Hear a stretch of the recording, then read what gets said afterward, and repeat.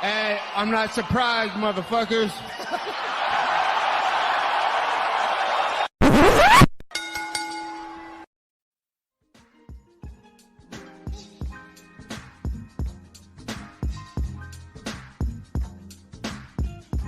What is up, ladies and gentlemen? Welcome back to Courtside Soundoff podcast. Once again, I'm Josh Evanoff. Always welcome by my one and only man of the hour, too sweet to be sour, future Jiu-Jitsu world champion, Angel Ortega. We got a lot of stuff to talk about this week, boys. UFC 299 to go over. Anthony Joshua murdered Francis Ngannou over the weekend. We have a bunch of news. As always, we're brought to you by two quick sponsors of the show, Rogue Energy and ELYXR. Rogue Energy, they keep me fueled up no matter where I'm at. Whether I'm at the gym or I'm at home, they get me to the finish line. They can get you there as well with code SOUNDOFF at checkout. That's code SOUNDOFF at checkout for 10% of all your energy needs. Folks, ELYXR. ELYXR, they're going to get you really high with their Delta 8 products. Incredible stuff, man. They got vapes, joints, gels. They got it all. And you can get it as well with code SOUNDOFF for 10% off. Once again, Rogue Energy and ELYXR. Code SOUNDOFF for 10% off. Well, over the weekend, UFC 299 going down from Miami, Florida. In the main event, Sean O'Malley, just a historic performance, to put it at the very least, against Marlon Vera, defeating him across the board, 50-45s as well as 150-44, just annihilating Cheeto. I mean, I think everybody kind of expected this. I mean, he was a huge favorite going into the fight. Well, let me rephrase. People expected him to win. I don't think anybody expected him to dominate in the fashion that he did. It nearly finished him in round 5. Looked like he broke his orbital. I don't know if that was ever confirmed, but that's what it looked like. Sugar picking up the win, and then afterwards getting on the mic and calling out Ilia Topuria. Man, what do you make about his win on Saturday? I mean, it was a masterclass. You know, one of the best championship performances we've seen in a while. Like, what was the last time that you can recall that you saw that champ have that good of a title defense in recent time? I mean, I don't know. I'm not a champ, but I mean, Sean Strickland beating up on Israel Adesanya last year. That was pretty cool. I mean, that was a fight for the title. I'm talking about a champ defending his belt. I know. I'm just being a dick. Yeah, I mean, I can't remember the last time that I saw somebody dominate. Because I mean, even like Leon's performance against Kamaru and when they had their fight, it was good, but I mean, it wasn't this. Maybe Volk against Yair Rodriguez last July. Yeah, that's actually a good shot. You're probably not even wrong. Yeah, I mean, that's the only thing I can think. And that was good. I mean, that ending sequence, I think, is one of the best. I mean, ending sequences in any championship bout ever, if I'm being honest. Yeah. I mean, as far as Sean, dude, I mean, are you who you say you are? A superstar? Yeah. I mean, it really lived up to the moment. And Cheeto had the crowd. By the way, we need to talk about the crowd. Dude, electric. Probably, is that one of the best U.S. crowds ever of all time? It has to be up there, right? It has to be, mainly because it was Ecuadorians. that entire crowd in the main event were cheering for Cheeto, dog. They have to be immigrants. We're never that hype, you know? Like, I mean, they are in Florida. You're not wrong, but I mean, regardless, I still thought that. I mean, it was great. Yeah, and it was a performance that, I mean, Sean said was kind of like years in the making. I mean, they fought in 2020, and then, you know, Cheeto picked up the win by injury or whatever.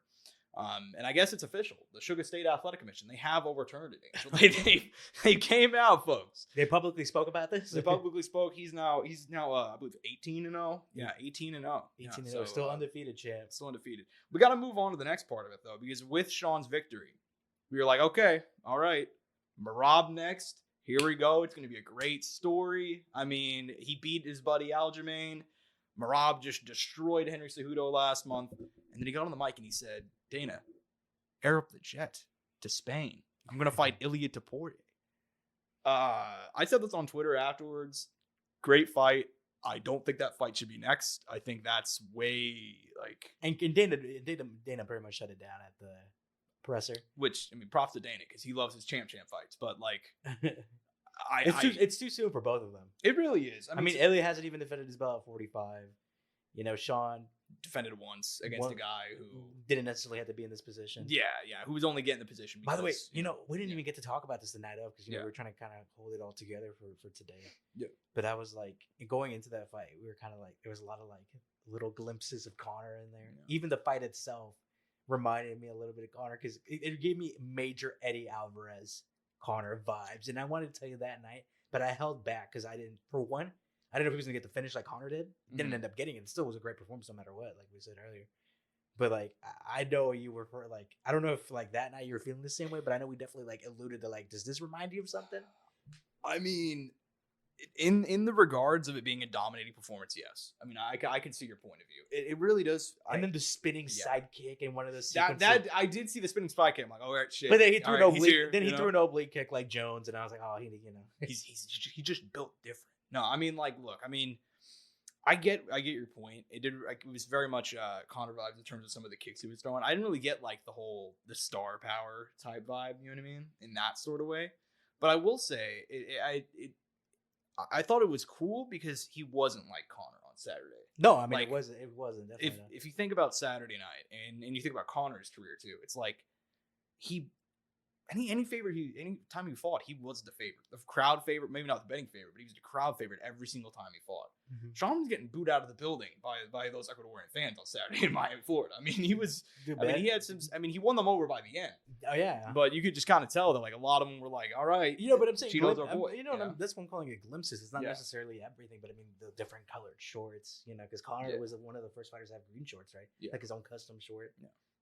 And it was sick. I mean, the shorts were pretty fucking cool. I mean, I loved it. The fact that he has like, this is a really minor thing, but I feel like every MMA fighter that's like so popular, they have their song.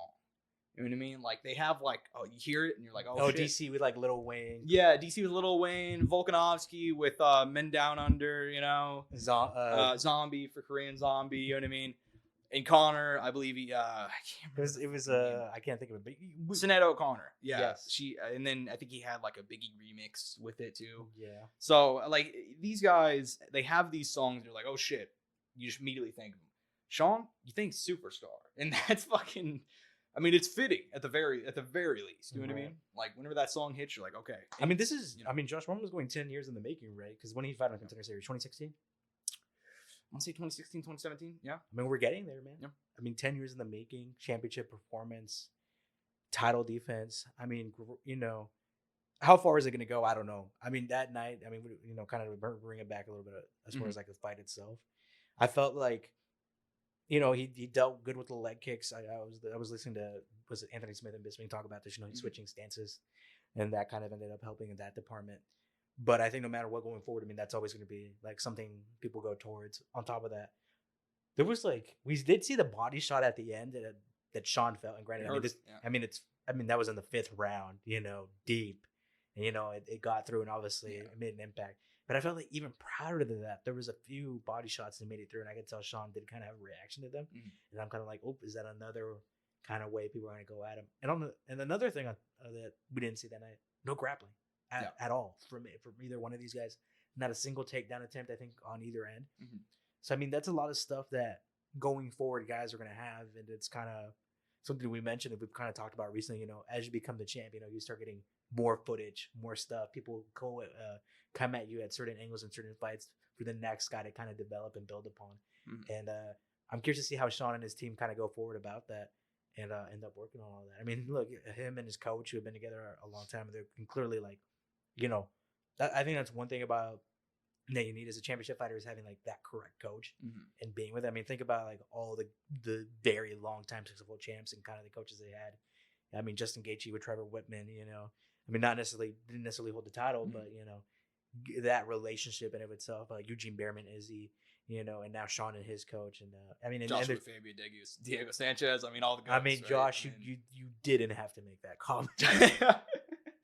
I don't know, man. I mean, do you see some of his techniques? I mean, just using Diego like a heavy bag. I mean, the fucking sex swing. Yeah, I mean that's what it was. We call it as it is.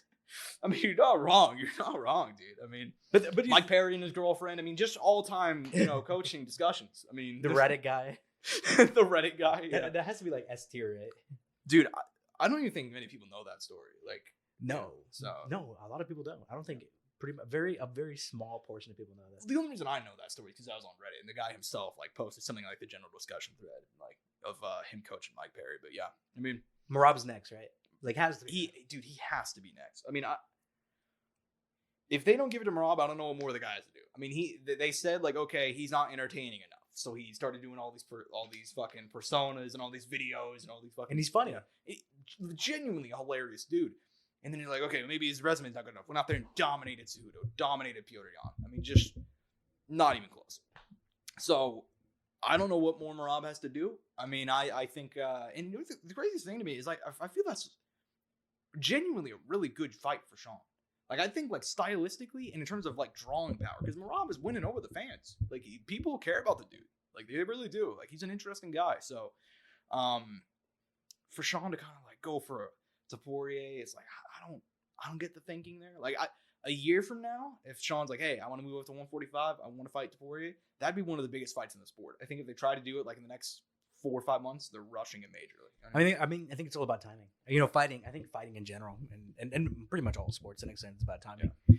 Because I mean, look, Sean is still growing. You know, I don't even think he's peaked right. You know, I think he's shown the kind of fan base he has and how loyal these fans can be.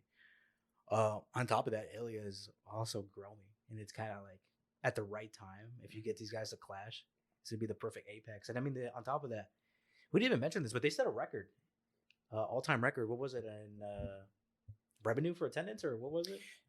They landed in the top 4, like the 4th place, I believe, for like the highest gate in UFC history. Highest gate in UFC history. I don't know the exact number, but and Connor's in all of them. Yeah, in the top 5, and now Sean O'Malley's part of that. I mean, you got it. I mean, look. I mean, you gotta tip it, man. You gotta tip it. Granted, economy's different, right? You know, prices are going up. Yeah, prices are going up, which makes it easier for the gate to get smashed. And by the way, there were a bunch of celebrities who played a big role, but also there were a lot of empty seats on Saturday night. I'm not sure if you know. Also caught that. It's kind of weird, you know. I mean, I didn't really pay attention a lot. Okay, fair enough. Well, but was there? I mean, I didn't. There was like in like the mid section. I was kind of like, oh, surprised it's not a sellout. You know? I mean, like we said, the tickets were expensive as fuck, man. It's either buy tickets to watch Sean O'Malley or fucking eat for the next week and pay the rent. Yeah, exactly. So and that's eating for the next week, not for the next month. Yeah, exactly. So, yeah, great performance by Sean. We'll see what's next for him. Should be Merab. It should be Merab. Jesus Christ. But dude, in the co-main event, I mean, there's no other way to say this. Y'all must have forgot about Dustin the Diamond Poirier. I mean, entered the fight is what, a 2.5 to 3, like underdog to 1. I mean, goes in there and had a fight through hell in that first round, but in the second, knocks Benoit Saint-Denis out cold, coming out of the clinch, catching him after hurting him really bad. Insane win by Poirier. He's back. What'd you make about his performance on Saturday? I mean, look, it's Dustin. We know what he's capable of, right? I mean, it's no surprise. But dude, come on, that first round and going into the following, you know, your asshole must have been tight, man. If you're a Dustin Poirier fan, you gotta admit it. Yeah, I mean, look, I picked Dustin because I've watched all the Benoit's fights. Uh-huh. I've watched the guy since the beginning. Still a nut hugger for the dude. I'll still hype him up on the show. But like stylistically, I knew it was a bad fight for him. I mean, I've seen him gas in the second round of like all of his fights. He just fights through it. He's not fighting guys like Dustin Poirier. Mm-hmm. So I mean, look, I gave it to him, but at the same time, I was like, it's 3 rounds. It's possible it doesn't come off a knockout. But then I found out it was 5 rounds. Yeah. And staff, you know. Honestly, I was like, I'm not gonna change. I'll just double down on my pick, you know, because I was like, you never know. And granted, like I said, it wasn't looking that bad there for a bit, but I knew Dustin definitely had like an upper hand. It's crazy he was an underdog though. I didn't think Dustin would be an underdog. It blew my mind. It made me feel like a lot of people made some easy money that night. Let me tell you. Yeah, this was one of those fight cards where I was like, man, I wish I fucking gambled. I mean, like, just. And I think I mentioned on the show this fight was similar, not the same to kind of the Fiziev Gaethje fight. I think we did bring that up on the last show. I could be wrong if we did or didn't. Yeah. But it had kind of somewhat similar elements. Old guard holding against new guard, and obviously scary finisher on both behalves. And in the end, I mean, the vets get it done. I mean, Josh, I don't know what's next for Dustin Poirier. All I know is no matter what, his title shot maybe, dude. I mean, they're talking about him in Islam in June. So I mean, that is insane.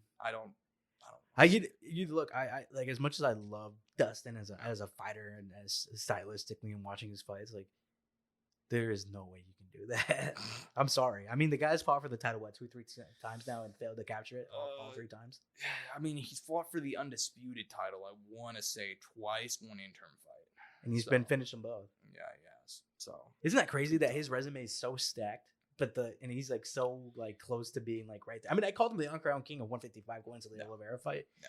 Granted, and I thought he was gonna win. Granted, it ended up going his way. Yeah. And I mean, they talked about his resume on that night and kind of like this is the only that title is the only thing that eludes Dustin, and I mean, sadly for him, I don't think he's ever gonna get to capture it because of the guys there. I mean, he could beat Islam, right?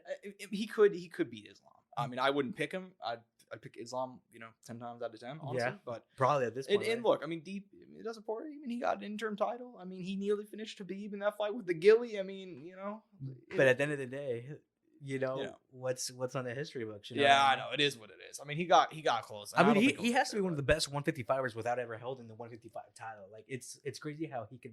I mean, there's probably maybe a legitimate argument to put him above guys who were champ at 155, and without him never even holding the 155 title. I'm almost curious to hear what kind of debate people would have on that. Because I mean, who did guys who didn't hold the title on Pettis, right? Yeah, Pettis didn't hold the title. RDA, RDA didn't. Eddie Alvarez. I mean, Benson. Benson had I want to say 3 title defenses, but all of them were controversial. I want to say so. you could put him. I mean, I don't know if I would have to look at Benson's resume again, but it'd be close. I mean, do you think people will put this is gonna get really crazy for me? Do you think people will put Poirier over Conor all time 155? They have to. I mean, yeah, and granted, I feel like the greatest portion of Conor's career was at 45. Let's admit it, right? Yeah. I mean, it's weird because I think he's been at 55 now longer than he's been at 45, but at the same time, he hasn't really fought 55. You know what I mean? If you look back at his career, it's Eddie Alvarez, win, Khabib, loss, Cerrone, win, and then losses to Poirier at 55. Beat him at 145, didn't beat him at 155. Mm-hmm. So I feel like you kind of have to put Poirier ahead of him at 155 all time. Not 145, but fuck it. I mean, 145 Conor is pretty high up there. 145 Conor. I mean, you can make the case that he's number 1. I mean, I wouldn't agree, but no, I don't think I could put him number 1. Not number 1, number 2 though. Yeah. But I mean, the guy has a great legacy. I mean, no matter what, it's crazy how big his legacy is and how he's still in that conversation for all time list. Yeah. Not necessarily all time fighter, definitely not the greatest of all time. No. I mean, kind of to move on there from a little bit.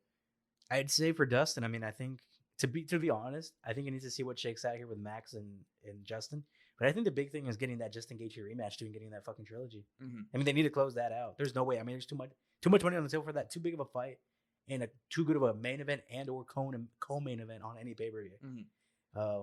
I think if those guys don't fight again, I think it'd be a loss for the fans, for the promotion, and I think for those two fighters to not have closure on their potential trilogy. I agree with you. I think I don't know if they'll do that fight next, but they have to do that fight somewhere down the line. I think a lot of what's going to happen in 155 depends, obviously, on UFC 300. Oh yeah, well you have. I mean, could you imagine if? I mean, just hypothetical, right? Max Holloway comes at 155, beats Justin Gaethje, completely shaking up the 155 division. I mean, that's a former champ, a guy who's competed at 155 against Dustin Poirier. So maybe they would run it back, maybe title eliminator there. At the same time, though, we have the ever rising young Armin Tsarukyan against Oliveira. Tsarukyan wins there. I mean, he sets himself pretty well for a potential title shot there. But then if Oliveira wins, shit, baby, the champ has a name. But Islam doesn't want to. Islam said he doesn't want rematches, and it seems like he gets to pick. He's one of the bigger draws, so he has a little bit of influence that way. So will he end up fighting a new guy like Max Holloway, or will he end up DP because he's never fought a Poirier before? You know what I mean? There's so many factors that go into it. You know what I mean? I mean, yeah, I don't know who the clearest or best decision is, but you're not wrong. We got to wait for 300, see how that shakes out. Yeah. But I think, in my opinion, I think we might not see Islam until very late into the year. More than likely, yes. I'm thinking October vibes, because that's usually when they go to Abu Dhabi. And I believe they're going to Abu Dhabi again in October, the exact month. So I don't. Well, funny that I brought that up. Yeah, I mean, look, they want to keep him as the guy in Abu Dhabi because he's a big draw to that market. But he said he wants to go in June, and he complained last year about the fact that the UFC put him on ice until the Abu Dhabi card. And maybe they'll do it 2 years in a row. We'll have to see. But yeah, I mean, everything just changes on UFC 300 at this point. I feel like. But you know who I really want to talk about, Angel? I'm dying. I'm dying to talk about Michael Venom Page. MVP debuts on Saturday night. Didn't get the walkout he wanted, but he still got a walkout. Can you address that before we go into it beforehand? Because he came out and talked about it so people know what we're talking about. I mean, he talked about MVP. Talked about how he wanted his entrance. The UFC vetoed this entrance. Okay, he wanted to flash at the tunnel. I remember correctly. He was gonna have the music play. He's gonna be down at the tunnel, and then it was gonna the gong was gonna hit, and it was gonna flash in the cage. And in the cage was gonna be his brother in a hood, who I guess they're twins or something, so he looks like him. And he was going to have the hood on so you couldn't tell. And he was going to do the whole do his pose. And the gong was going to hit again, like in the Undertaker's theme. It was going to flash back to MVP, actual MVP, down there at the entrance. And then he was going to make his normal entrance. They said no. They didn't even want to give him the Undertaker's theme. But he ended up having to fight for it. So instead, he just ended up walking to the cage with the Undertaker's theme. You know what? Still good. It's still good. I'm not mad about it. But you know who was mad on Saturday? Kevin Holland, bro. I mean, Kevin Holland ends up losing by unanimous decision, 29-28 across the board. I think he'd even go as far as a 30-27. Obviously, the only round that Holland really had success with him was second, whenever MVP tripped against the fence and Holland got his back and went for the choke. Couldn't get it. But look, man, for lack of a better term, Kevin Holland got styled on Saturday. I mean, MVP, man, he was able to close the distance so well. Even despite the fact that he's 36 years old, he's so fucking fast. And dude, it's so clear to me, watching, because I saw all the previews, same as you did. A lot of people were like, man, MVP, that can crusher. He's gonna come in here. He's gonna find out, man. People don't know, man. No, people don't know the amount of disrespect that MVP got this week was insane to me. The MVP slander. Yeah. I even heard fighters talk about his wrestling after that, but I'm like, did you guys these guys don't know this guy faced Logan Storley? Yeah. These guys did not know the kind of fights he had. And granted, look, he had troubles in those fights. They weren't perfect, right? He still needs to develop that, get that better at this point. But I mean, look, MVP knows what he has to fix, and he's gonna fight the way he wants to fight. I mean, he's not 22. What's it, 22-2 at this point for no reason? Yeah, correct. It looked like there was a moment in there where he got to finish, and he was trying to set it up for us, and he wasn't able to get it. Yeah. But nevertheless, I mean, he looked good. I mean, he had to find the fans a little hyped up in there too at some points. He did shut down my Wonder Boy fight, which I mean, I get, but I still want to see it. And plus that, he did mention they're pretty cool. I mean, at this point, what is next for MVP, man? He just threw himself into the rankings, is in the mix now, 36 years old. I mean, I'm hyped up for a potential Leon Edwards MVP matchup. I mean, I know one of our buddies shut that down because he was like, I feel like Leon's just going to take him down. I was like, and I didn't say it that night, but in the back of my head, I'm like, Leon Edwards has to get close to MVP first. Yeah. And not a lot of people can do that efficiently. Yeah, dude, it's gonna be interesting to see what they do with MVP. I mean, dude, I've never seen, because whenever Kevin Holland loses a fight, right? You look at his career, historically, Kevin Holland, he starts to goof off. That's when he'll start to talk shit. He'll start doing some wacky things, he'll start doing some stuff like that. On Saturday night, in the closing seconds of round 3, he was making fun of MVP for he was like, come on, dude, stop dancing, fight. I'm like, dude, fucking. Wow, what world am I in, bro? The one where Kevin Holland doesn't want to taunt or talk shit to somebody. Yeah, man. I mean, look, I said on Saturday night, the fight that I would personally make is Ian Gary. I would make Ian Gary and maybe even Ireland. I know they're not going to go to Ireland this year, I believe. So, I mean, that's Josh hypothetical booking. But a lot of it also depends on where the welterweight division kind of plays out, because it kind of seems like they do want to push MVP in that title direction. That's what it kind of seems like. It seems like Dana likes him and the UFC views him highly. That's why they put him on this card in their main card slot against a guy like Kevin Holland. I mean, unless they threw him up against Colby Covington, I feel like that's the only way they could really argue. Be like, man, Colby's a former title challenger. This guy just came in. That's a good fight, though. That's a good fight. I mean, if they're I don't really know what Colby's gonna do right now. I mean, they got to push this division, man, though, because you got Kamaru sitting there at number 1. Kamaru, we haven't heard any kind of murmur of what his career is going to be at 170. He obviously had the one-off at 185. On top of that, we have Colby Covington there. I don't know if we have anybody else kind of lingering. Obviously, Gilbert's coming off a loss now.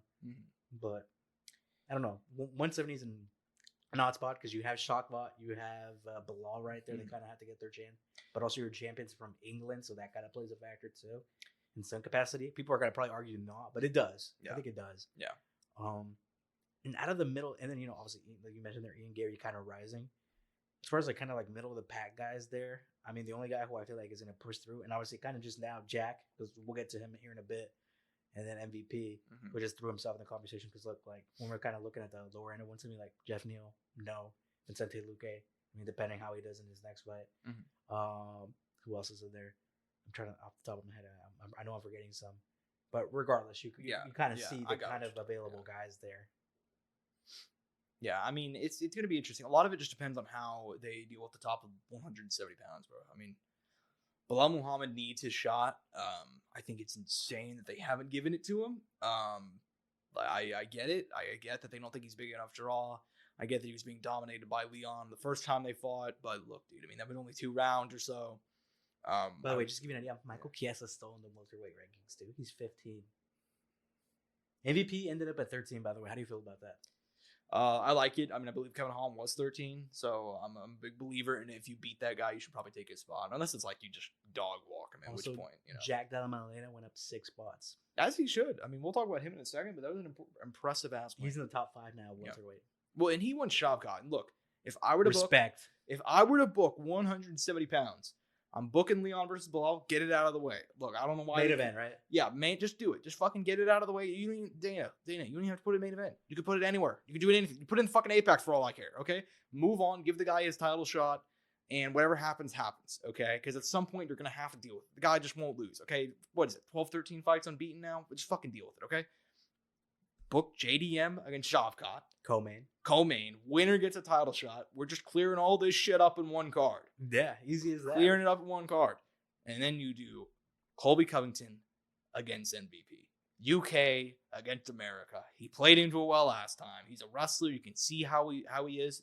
And if Colby can't beat a guy like MVP who's around his age, a newcomer and not a wrestler whatsoever, maybe that shows you where he's at the title challenger. So man, yeah, you're right, man. I love how you wrote that down there. Man. So I think that's the way I would book it. If I were running the UFC, although I'm sure that we're gonna get like Shavkat versus Leon in Kazakhstan, and then we'll get Colby versus Bilal. Leon versus Shavkat in India. In India, yeah. UFC India, first event in India. Yeah, it's gonna be great. It's gonna be great. Since you just brought him up, man, I think we should probably move down to the other side of the welterweight division. Jack Della Maddalena is for real, guys. Defeats Gilbert Burns in the 3rd round knockout. Gilbert was about a minute away from winning on the cards. He was up on 2 of the 3 judges' scorecards. JDM, man, picking up the knockout win. Just a picture-perfect step-in knee. That just fucking power. I mean, it wasn't the fist this time. No, man. He just stepped in. Perfect timing. After getting in, and look, man, he got taken down a bunch, but he always found his way up, you know. And during a scramble in the 3rd, he hits him after getting up. Man, I mean, did you see the injury report we got yesterday or today? I can't remember. What was it? Jack broke his arm in one of the fights. I got it right here. I'll bring it up. I'll read it out to you. I saved this morning when I went on Twitter. But yeah, think about that. That also played a part in the fact. So here we go. Jack Della Maddalena's manager, Tim Simpson, has revealed that the Australian broke his arm early in the fight with Gilbert Burns. Yeah. His arm snapped clean early in the fight, and he rallied for the finish in the 3rd. No, by the way, you guys won't be able to see this, but I'm going to show Josh real quick. Josh, I mean, it's a bad break. It's a bad break. That's a bad one. I mean, it's chipped and it's broken. Yeah, that's a rough one. So, I mean, credit to him, man. I mean, that just shows grit, heart. And he didn't, like, once again, you usually see the finishes with the hand. This time it came with the knee and got a guy out of there like Gilbert Burns, survived the submissions, you know, got up a few times from those takedowns. I mean, and he's like I said, seemingly just come out of nowhere. I mean, I remember seeing him on the Contender Series. Then he had those first 2 fights against guys who were maybe the best, right? And then, because we saw him fight on that Singapore card, like forever ago, or Indonesia card, I can't remember. It was the Valentino Soundoff card. And he was on that. And we watched that together, and we were pretty impressed at the time because granted, look, we were impressed, but we didn't think like we were going to get here. Not because he didn't have the talent, but it just wasn't like clear to us at the time. Like this guy's going to be a top 5 welterweight in 2 years time or whatever it's been now. But he's done it very quick, very fast, and in great fashion. I mean, most of his victories are by finish at this point. The one slip up in there against Basil Hafez. Basil Hafez, who's not getting a shot against of all people, Mickey Gall. They re-signed to fight Basil Hafez. So. Yeah, so there you go. It's going to be an interesting fight. Yeah, man. I mean, look. I mean, I think you said it all there. I mean, JDM, so impressive. What's next for him, though?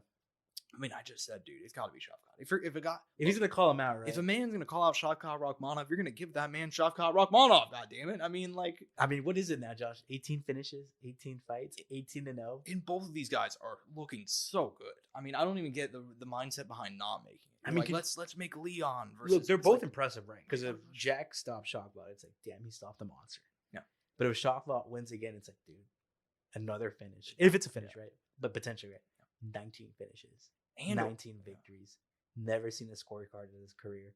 I mean, dude, we talked. I know I got to bring it up. I know I'm cutting you off here a little bit. Go ahead. But there has I want to believe no one in the UFC's probably had a better start to their career that was this impressive. I mean, could you even think of a guy? I brought up Vitor Belfort to you, and even then, you said Vitor wasn't even like fully running through. I mean, he was. Yeah, he definitely was. There was a period, right? Yeah, but it wasn't until like this extent of it continuously going.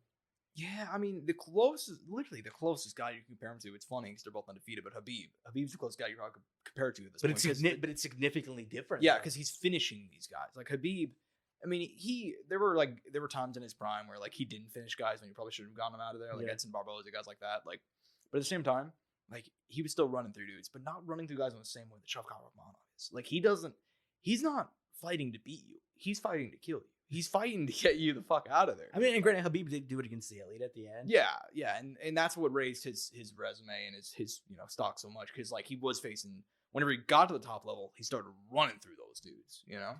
So, with Shavkat, man, I mean, I like the way you hyped that up, man. I mean, I think Shavkat versus JDM, it's the perfect fight, man. Because even the guys you mentioned, like not the guys you mentioned, but like he's finished 18 guys, but I don't think any of them, like Jeff Neal, great guy. 40-year-old Stephen Wonderboy Thompson, great dude.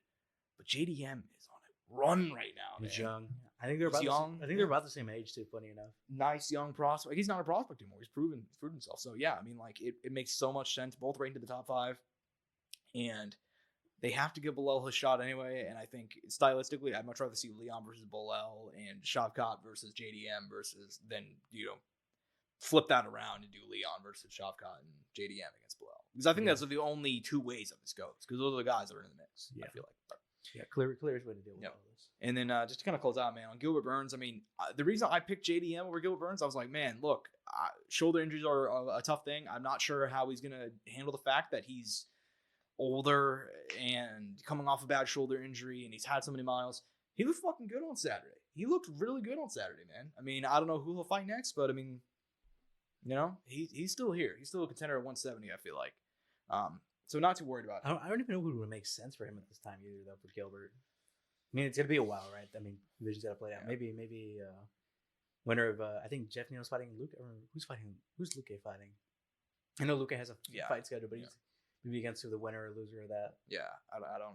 We'll have to see that play out. Maybe Ian Garrett. No, it's just Jesus, Josh. He's not fighting anybody in my little hypothetical tournament we got going. Anyways, man, opening up the main card, Petr Yan is back. Defeats Song Yadong, unanimous decision, 29-28 across the board. He gets the job done. Give me your thoughts on No Mercy Yan coming back with a win. I'm not surprised, motherfuckers. Granted, though, I'm not even gonna lie to you. I'll actually admit it on air. For a while there, I was leading Song Yadong, but then on the day of when we made our picks, and maybe the last 2-3 days, I changed my opinion. I was like, dude, what the fuck am I thinking? Like this guy's young. He has time. Petr Yan is there. We know what he's capable of. He has that fight maturity. By the way, did you see he broke his foot? I did, or some kind of injury. Yeah, he got. By the way, Volk pointed it out. We didn't even know. Oh, damn. We didn't. It wasn't said on the broadcast or anything, but Volk pointed it out on Twitter, and then Petr is like, good eye, because I don't know how Volk knows. I need to go back and watch at what point it happens. It happened in the first round apparently. Yeah. And I mean, look, he rallied through that, ended up getting the decision win. Once he got it rolling a little bit there and found comfort, he kind of took over a little bit. I mean, look, he's holding down his spot. We knew what he was capable of. And if you look at his losses, it's not that bad. You know what I mean? It's the fucked up, the illegal knee. He came back and lost to Alger legitimately. The split to Sean, which make of that. I thought Sean won, but there's other people who think Petr won. Other people argue it. Yeah. But granted, once again, not bad. And Sean's the champ now. Yeah. So he has history there. And then the Merab fight, which the Merab one looked a little bad, but he didn't get beat up. He just got dominated. And which I know that sounds weird. It's a difference though. But there is a difference though. I'll put it like this: Cheeto got beat up. Yan got dominated. That's a good way to put it. Yeah. I mean, look, I'm not surprised either. I mean, I was similar to like, fuck it. This whole card, I was surprised about the way people were coming into it talking, bro. I mean, honestly, like the way people wrote off MVP because like, oh, he's a Bellator. Even Kevin Holland himself, he left the cage like, sorry guys, I lost to a Bellator guy. It's like, man, like no, he's legit, bro. Doesn't that make you sound like? Doesn't that make him look bad? Yeah, it's like he's like, man, he's really good though. And the way guys wrote off for, oh, he's so old. It's like, man, I love, our boy Benoit, but if you guys watched him fight, he gasses out 6 seconds in, just, it is what it is. And the way people wrote, a lot of people were, I'll admit it was more mixed than the other 2 fights, but a lot of people were writing off Petr Yan coming into this weekend, like, oh, he's lost, 3 in a row or whatever.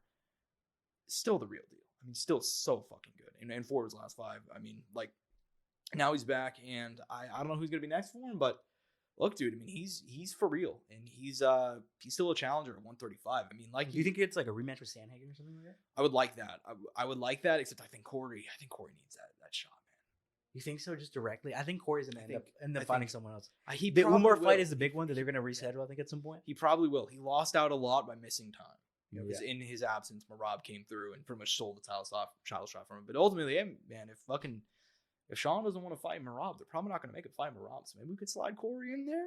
Just I think it's the most interesting matchup to me at 35. I'm biased. I love the Sandman, and I do think he has a legitimate claim. By the way, I knew we were going to talk about Corey Sandhagen on the show. I knew he was going to come up at some point, even though he wasn't involved in the card at any. I mean, he has made a lot of comments that he has, that have put him in the light. But looking past that a little bit right now. I mean, dude, is he the most unappreciated, exciting action fighter in the whole UFC? Dude, Corey Sandhagen had one bad fight, which was his last fight where he got hurt, and people just wrote him off like it was nothing, man. Dude, like Corey Sandhagen like a 3, 4, 5 fight spree where every single fight was a banger. Like the Dillashaw fight, which I thought he won. Yep. The Petr Yan fight, which was a fucking banger. And he had some other ones. I didn't want to say he knocked out Frankie Edgar somewhere in there with that flying knee and just sad. Well, that was fucking brutal. But yeah, I mean, like he's had like a couple of those fights where it's just like some of the crazy shit you've ever seen in the cage at 135. You know what I mean? Like, so I think, man, he's probably the most underappreciated guy. I agree with you. I think one of the most appreciated guys ever in my time watching the sport. Yeah, and he's so fun to watch. Yeah, I agree with you. I mean, I think if you like go through, if we go through like multiple people who maybe watch the sport, I don't know, but if we were to take a poll, I bet you there'd be a very small portion of people that like are aware of Corey Sandhagen and how good he is and how exciting he can be. Yeah, I mean, I still think he's going to be champion at some point in time. I don't know when, but I think at some point in time. I mean, he definitely has a remnant. I mean, he will definitely fight for that title. I mean, this division is stacked. It's hard to say, man. I feel like at one point though, I could see this belt getting tossed around though between all these guys. Yeah, I don't think it's very. I mean, 135 is definitely the division where it's very hard to hold down the belt. I mean, obviously, Aljamain for credit to him, right? He broke the record, I believe, 3 whole title defenses. We talked about it, but it's very unfortunate of how they all happen, right? Like TJ injury, how he won the belt, which is not the way he would have probably wanted it. Oh, what was the other one in there? It was Cejudo who hadn't fought in like 3 or 4 years, But I mean, hey, he beat Yan though. So he beat Yan. Hey. So good for him. Anyways, man. I think we should go ahead and move on down to that undercard because there were some major fights, including Curtis Blades being a 2nd round knockout win over Jailton Almeida. They got to run back Curtis versus Tom for the interim belt, right? I mean, yeah, no, and we definitely got to take a deep dive on this undercard because there was a lot that went down. I mean, I said it, man. I spoke about it publicly on the show, and I've talked about it probably to a lot of friends because they were asking me about Almeida. And I was like, look, I think the guy's good. The thing is, though, one of his worst matchups in this division is Curtis Blades. And it's like, and I'm like, it's not necessarily about fully stopping the takedown. But I'm like, and this applies to any wrestler. I'm like, it's once they can slow it down, what's going to happen? Mm-hmm. And you saw Curtis just didn't overcommit to anything. Just stuffed every takedown. Got mat return, kept getting up. Jailton, I think definitely, the gas tank definitely took a hit. Mm-hmm. 2nd round comes in hard as hell, which was not the play. And on that takedown attempt, he just, hammer fisted to the side of the head, man. And that's all it took. And honestly, I thought that was probably what's going to happen at some point whenever the right guy came along. And, this is not the end for Jailton, but it definitely shows, okay, we need growth here. We need to improve in some departments. Well, I almost wonder, he's going to go back to 205? I know he played in at 240, though, so kind of committed to this point to heavyweight. But, yeah, I mean, now we know who's going to be fighting for the interim, like you said.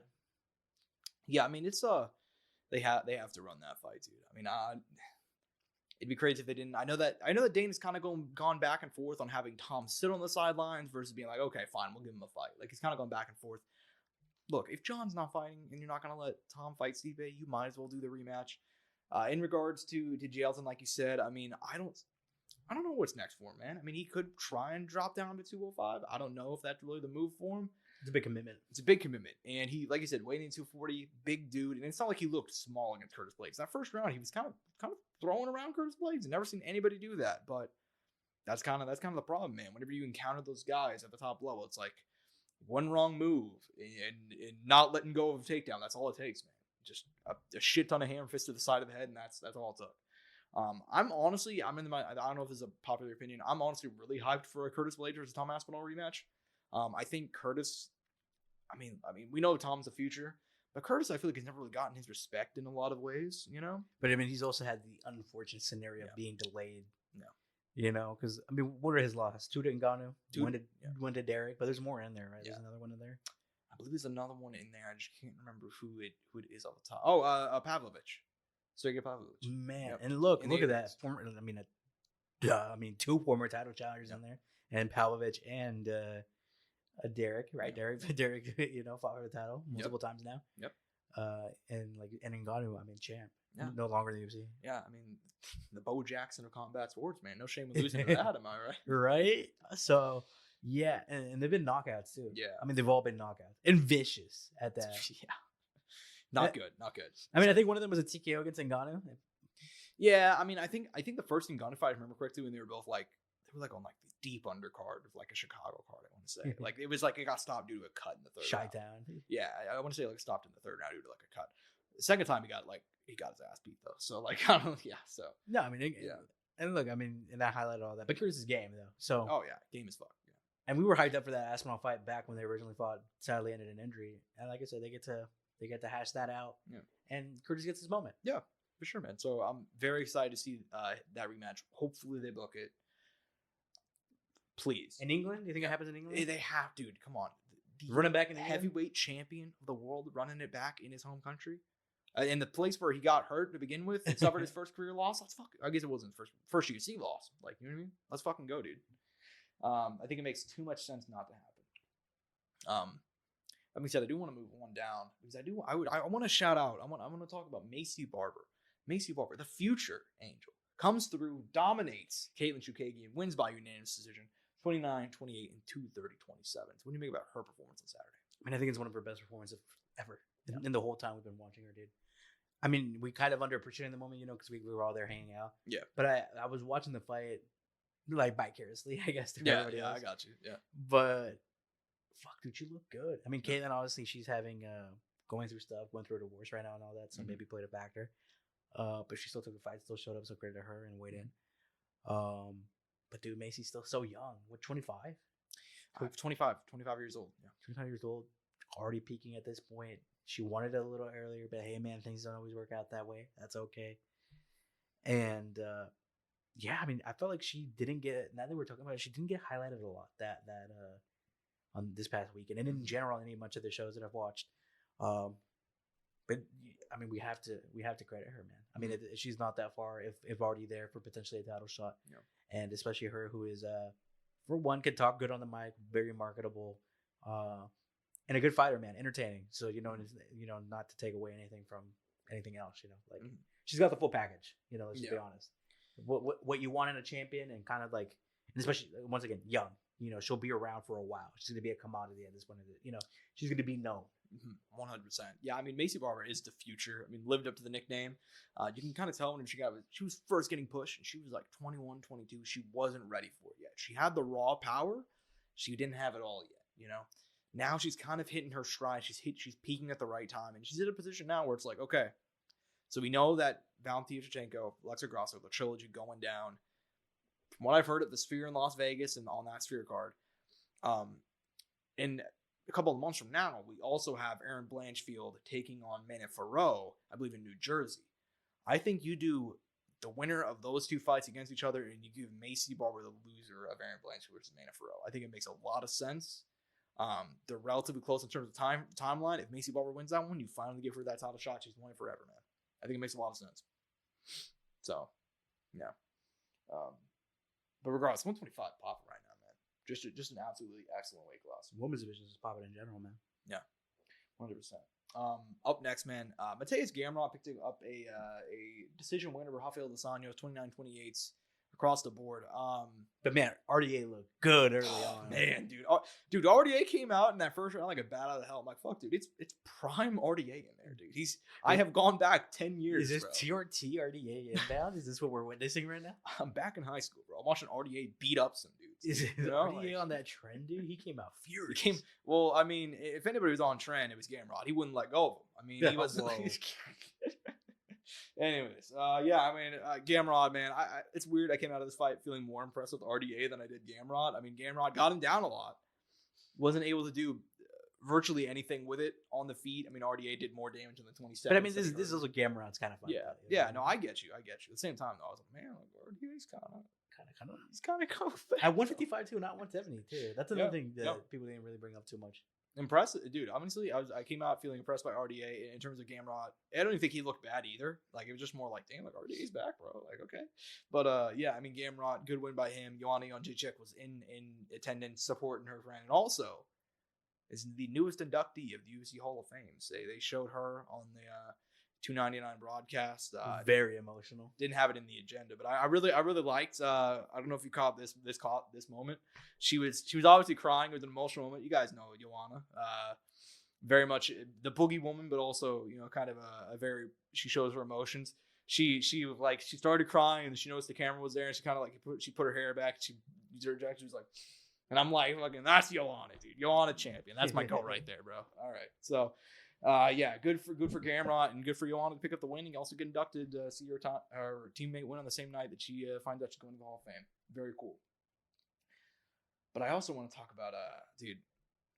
It is when you really get down to it, is Michel Pereira the most entertaining man in the UFC? Did you go back and watch that one? Because you told me you missed it. I missed that one live. did go back and watch it. He comes out, has a whole dance routine. Okay, it was fun. Very fun. Dana hated it. But we loved it. We loved it. We loved it. And he goes out there, submits him, Michel Jędrzejczyk. I don't want to say instantly, but pretty handily. We talked about. I want to say we talked about on the preview show that based on his win streak, this is kind of a weird fight to give him for his first one of a 185. But dude, if you're gonna have a 185 debut, you're gonna fucking finish that guy. You know what I mean? In that way, you have to do it, man. Couldn't be more impressed. What do you make of his win? I mean, look, I think he's deserving of a ranked opponent at this point. You got to give Michel Pereira some sort of ranked opponent soon. Who? I'm not sure. I don't think it matters, honestly. If they're on a win streak, a losing streak. Doesn't matter. You just need to get him in that mix. Because when he's on, man, he's good. He's good in all aspects of MMA. It's just sometimes the focus isn't always there. The gas tank's been an issue. But he talked about how he's a lot more comfortable now, enjoying eating a lot more, just a lot happier. Which is what you usually guys say that cut a lot of weight. Yeah. So no surprises there. But no, beautiful finish. I mean, a knee to the body and then followed it up and then got another multiple knees and then got the submission. I mean, beautiful sequence. And just threw him around too. I mean, I mean, he's just strong. He's a physical freak. He really is. Yeah. So I mean, he's due for that big one. I mean, we always highlight him, one of the most entertaining guys in the whole promotion. Yeah, I'm a big fan. Always been day one, man, since day one. Yeah, 100%, man. I mean, he's so entertaining, and since day one, I mean, like you said, from the moment he got signed, and whenever he was fighting in Road FC and he was doing backflips off the fucking cage, I'm like, dude, there's no way this guy's ever gonna make it to the UFC. And then they fucking signed him, and now he's turned into an actual contender. It's the weirdest shit I've ever seen. So, good for Pereira, man. I want to see him fight a big name next. The last fight I personally want to highlight, you can bring up any more, but Robert Disposables. I think his name is Robelis. Robelis Disposables, excuse me. Apologies to this 6'8" Cuban freak who just. I mean, look, dude. I mean, he came out early. We knew it was gonna happen. Look. No offense to Josh. Gotta support all the Joshes out there. No offense to him, but I mean, Jesus Christ. I mean, I was not surprised, motherfucker. It was about as entertaining as it gets. Came forward, tried to knock him out instantly, slipped on a head kick. Parisian tried to run forward, and landed some good shots, landed some hooks. But it reminded me, it was almost like an inverse Rosenstrike Ngannou in a weird way. Yeah, I guess you're not wrong. Ngannou in that fight just charged forward like an animal, just like. Except there's a white guy in the cage in this scenario, Josh. Hey man, Yeah, that's the problem. Yeah, that's if he did not have Francis Ngannou power to take him out of there. Yeah, man, huge win by him. I don't know who he's gonna fight next, but he's 35, so time's kind of ticking in the same way. But he's also heavyweight. It's heavyweight. It's heavyweight. So build it up. You know, he could make a quick turnaround too. Yeah, I mean, who's our boy that who's gonna be fighting Bigfoot Silva? R.I.P. Juan Espino. He won tough at like 37. So. Yeah, and he still came back and fought in the UFC and got some big wins, made it into the rankings and all that shit. So, yeah, man. I mean, that could be done. Props to him, man. And, you know, Cubans just age differently too. You know, we know. I mean, Luis Ortiz is 107 years old, and he's still kicking in boxing. So, I mean, yeah, I mean, Cubans are kind of built different in the combat sports sense in terms of fighting. Yeah, I mean, they really just need to let them build up, like fight a bunch. Honestly, let them fight a bunch of these like unranked heavyweights.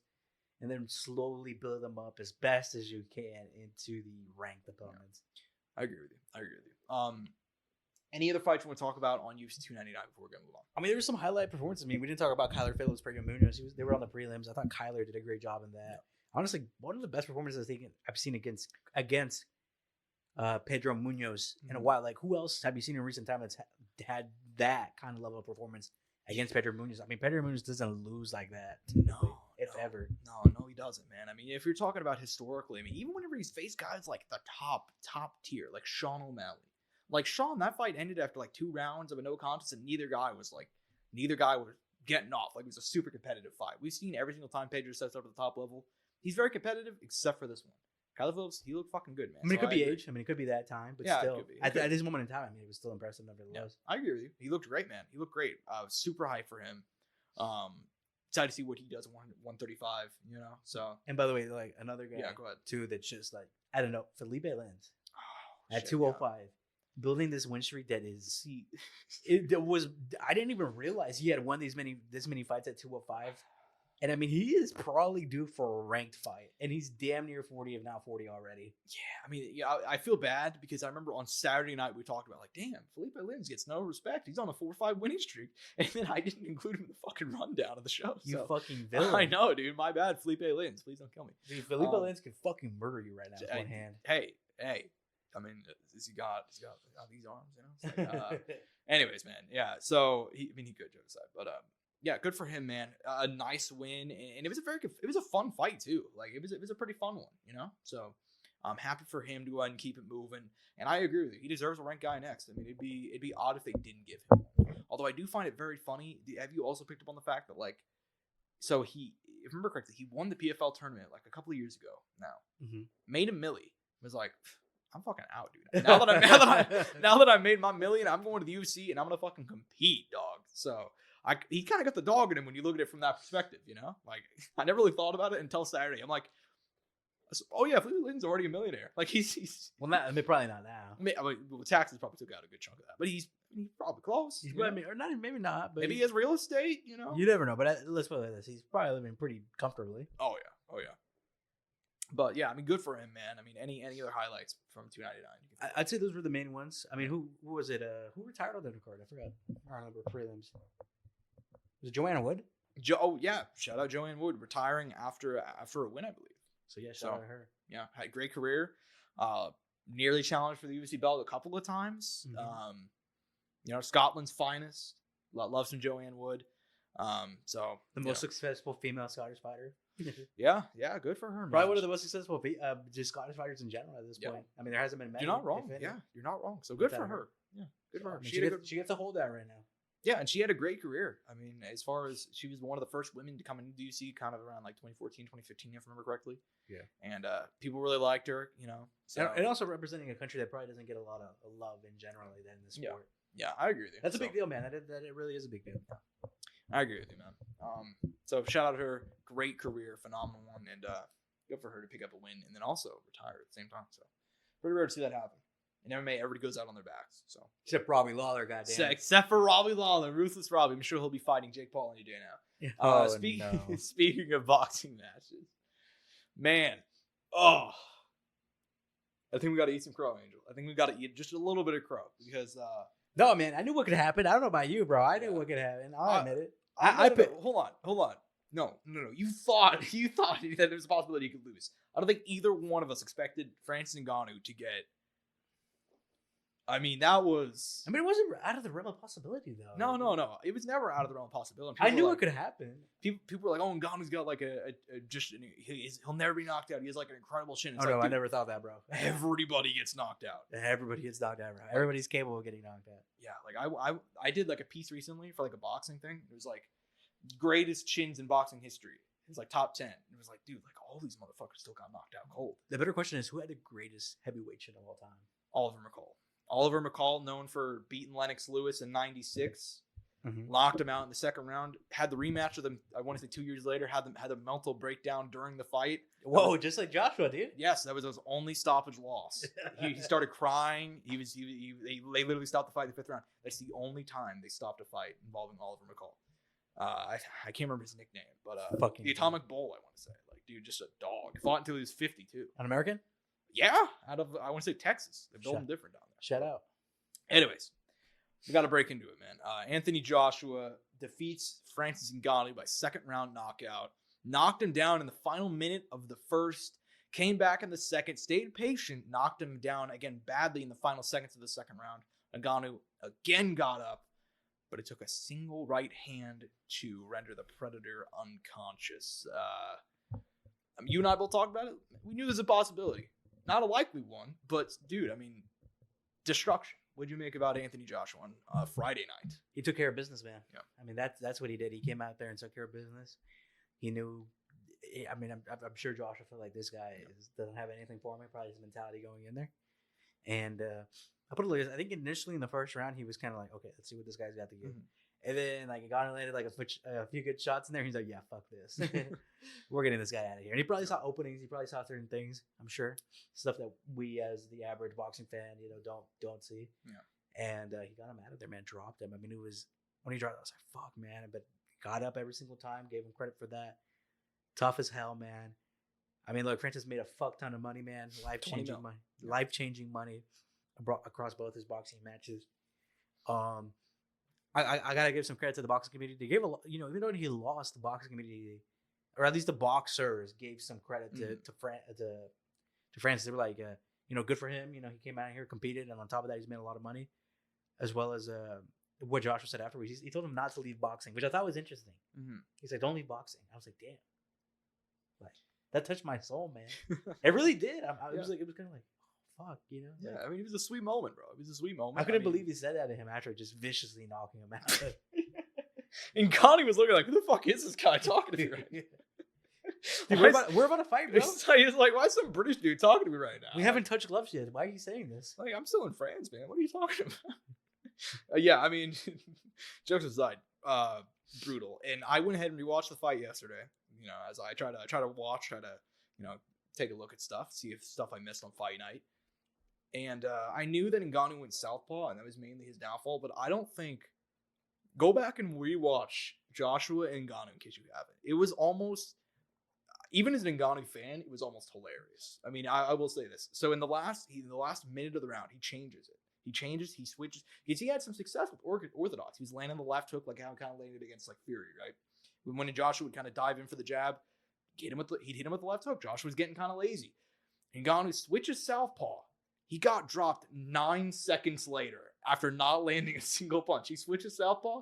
Joshua just looks at him because this motherfucker has spent 24 rounds with Alexander Usyk and 2 fight camps recently just preparing for southpaws and drops him instantly. 9 seconds in. Ngannou comes out the next round, have more success. He's doing okay. He's still buzzed, but he's still there. Switches southpaw again. He gets annihilated twice. I mean,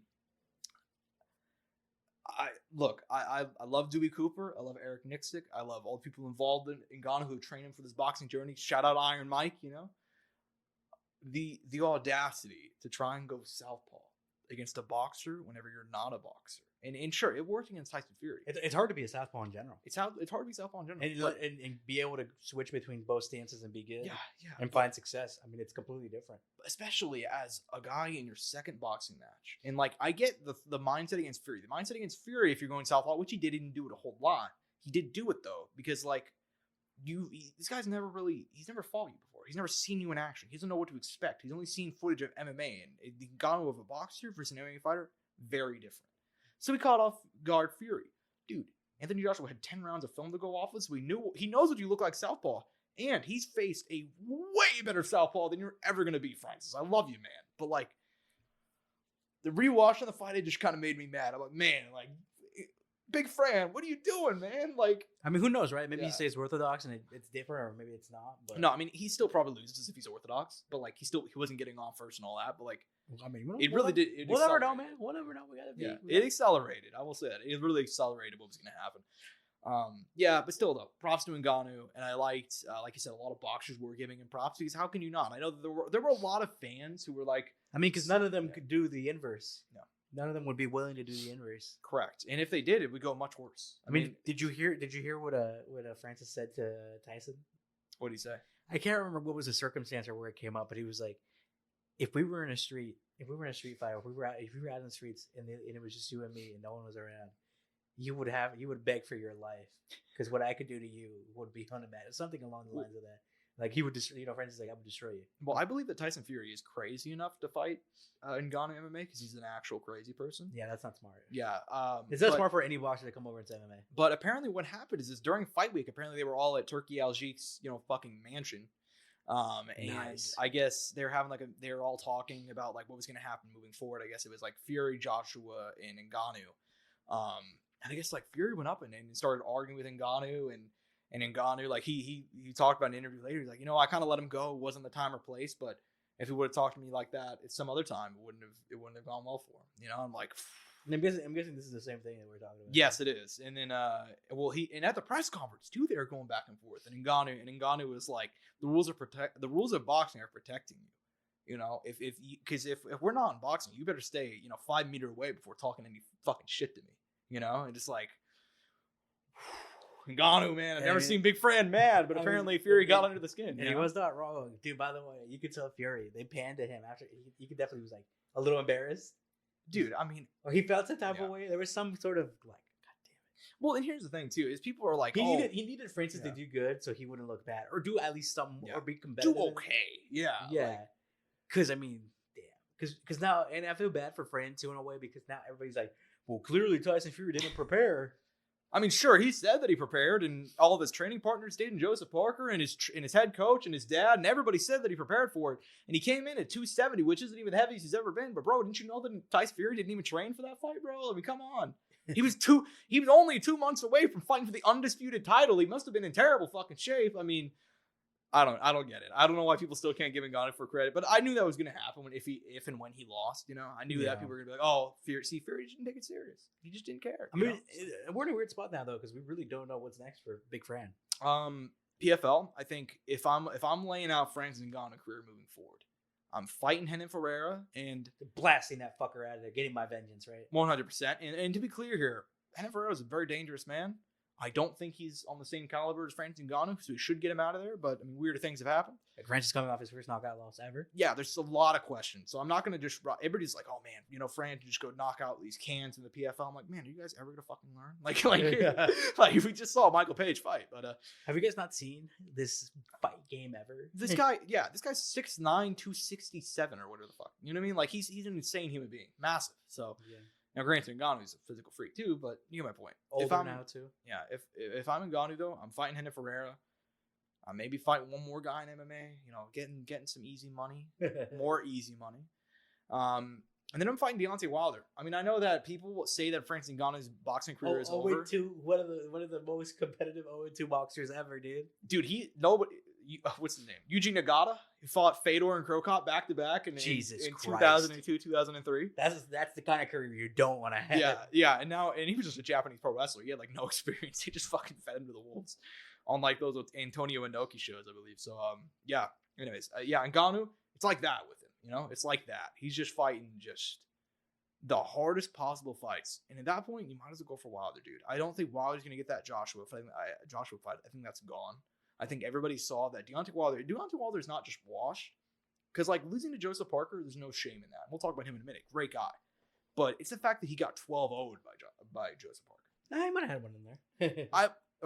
I gave him the last round where Joseph Parker took it off. He got 11-1, okay? In a round that it looked like Parker was kind of taking off because, he was up so much. I mean, I think that's the only fight you could realistically make. I mean, I think I mean, Chisora was talking shit about Ngannou afterwards. Maybe you do him against old ass Chisora, but I mean, I'm not sure how much interest there would be. I mean, we thought that was going to be the first Ngannou fight. Yeah, and then it wasn't. So I mean, and Chisora will build it up. I mean, he's a madman. He's 40 years old. He's much smaller than Ngannou.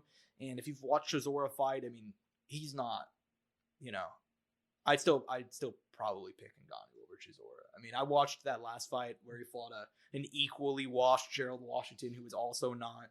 Gerald Washington, like the guy, but was never like a top 10 guy, and I thought Washington pretty much got beat Chisora, but got robbed. I mean, Chisora looks washed. So, do you think Ngannou could be like a Michael Hunter?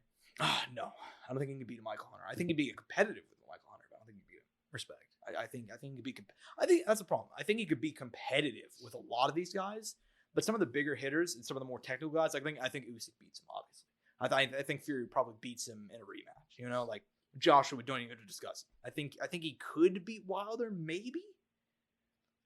But it's such a 50-50 because they're so powerful. But I mean, both. I mean, Wilder looks double knockout. Wilder looks so. Whoever gets up first from the 10 count. I mean, Wilder looks so washed though, man. It'd be a cinematic finish right there. I agree with you. Fuck it, man. That's why we gotta book it. So yeah.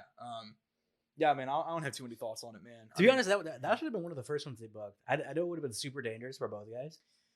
Well, and they could have sold it so well. Most powerful puncher in boxing, most powerful puncher in MMA. Well, that was kind of what they were going to do, if I remember correctly. It came down to when Ngannou wanted to go to boxing. He was in talks with both Fury and Wilder. But there was more money for Fury because it's in Saudi Arabia, and he had the chance of the lineal heavyweight title, so he went for that one over Wilder. So, yeah, I mean, and then Wilder ended up signing the deal to fight Joshua. Didn't end up fighting Joshua, so all that stuff. So, I mean, they have to run that at some point. I think there's too much money. Wilder might have looked that out fighting Joshua, bro. Not going to lie. He would, that would have been a really rough one for him. That would have been a very tough night out. Yeah, I fully agree. In the co-main event, we probably won't spend too much time on this one. Joseph Parker defeating Zhilei Zhang, Big Bang by majority decision. Got knocked down twice, hit the mat, but man. Outside of that, it was a fairly nice night at the office of Joseph Parker, man. I mean, he was largely got dropped twice. He was able to outbox. Isn't that crazy? Zhang throughout the way. Yeah, man. It was a crazy fight, man. It looked like Zhang was just looking for. I'm not knowing this guy, but like whenever I saw Zhang knock him down, I want to say round 2, and he put his arms up and he started celebrating. That was like, damn. I'm like, man, all right, man. I don't know if I want to start celebrating this early against a guy like Joseph Parker, man. I mean, he had to hit the deck like 3 or 4 times against Joe Joyce before he got him out of there. You know what I mean? So, ended up fighting through. What do you make out of his performance on Friday night? I mean, Joseph Parker is one of those guys that is just there, man. One of the very unappreciated, I think, but he's stayed there in the mix, despite the losses, despite everything, and he's getting himself back in that conversation. Granted, though, he's going to have to go back and rematch Zhang because they had a rematch clause. Yeah. But look, if it looked like this, and he's already, he took his best punch, I'm sure he could come back at a better, develop an even better game plan, maybe get Zhang out of there himself. Yeah. I mean, Zhang is 40. And he was, down the stretch, he looked gassed. And the crazy thing, too, Joseph Parker's like 31. Yeah. And he's fought so many elite guys. Yeah. I mean, he can only get better. He has time in this division. He can be champ. I mean, or at least, I don't know, or at least hold one of the belts at some point. I mean, he was already the WBO champ, maybe, whenever he fought Joshua, I believe. So, he's already been champ once, but I agree with you. I think he can be champion again. Or hold a belt, or at least hold a different belt, or multiple belts at some point. He's always been so underrated, man. I really think that. He's legit, and I think it's crazy that so many people were counting him out. And like even whenever we picked Wilder to beat him, but we were like, yeah, I don't know why you would take this fight before you fight Anthony Joshua, So yeah, he's only 31 in a division full of people that are kind of aging out. So I mean, we'll see, man. I mean, there's guys there, but even then, the guys who are like also there are older, like. Filip Perovich isn't like super young. Yeah, no. Some of those other guys in there too that I can't even think off the top of my head because I don't have all the rankings pulled up in front of me. But they're not as young as Joseph Parker either. Yeah, and even because of the way boxing plays out, even guys like Joe Joyce, who were like the prospect coming into that fight, are like 5 years older than Joseph Parker. Yeah, exactly. Like, I mean, if you look at the division, I mean, Wilder's 38.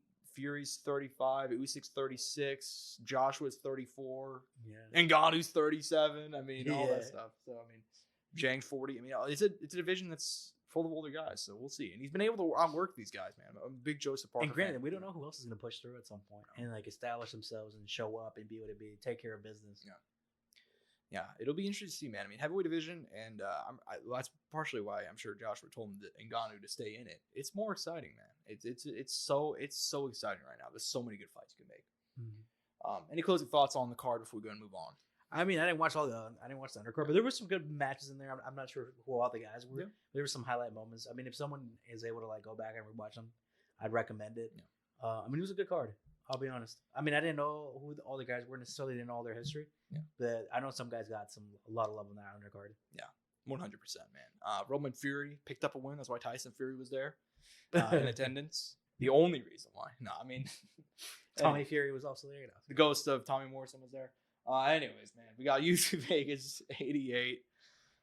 Dude, I mean, I'll give the Saudi crowd this. I thought I always give them shit. I say they have the energy of the DMV. I didn't think they were bad. I thought they were pretty all right. And that Miami crowd was popping. So naturally, we're about to spend 3 weeks in the UFC Apex, boys. UFC Vegas 88 going down this weekend from the UFC Apex in Las Vegas, Nevada. In the main events, heavyweights. Taito Iwasa taking on Marcin Tybura. Both of these guys looking to keep their place in the heavyweight rankings. Both of them have had some losses lately as well. What do you make about this fight, man? I mean, look, but you already said it there. It's gonna be rough. I mean, I'm also a little upset because Ty is such a big guy. He deserves to be in front of a crowd. You know, he's definitely got people who are fans of him. The whole shoey thing that he's done, and he even made a product out of it too, dude, which is even crazier. And for him to be relegated to the Apex is insane. I mean, he is the main event, but still. Yeah, I mean, I don't get it. I don't get it, Angel. I don't know why they wouldn't.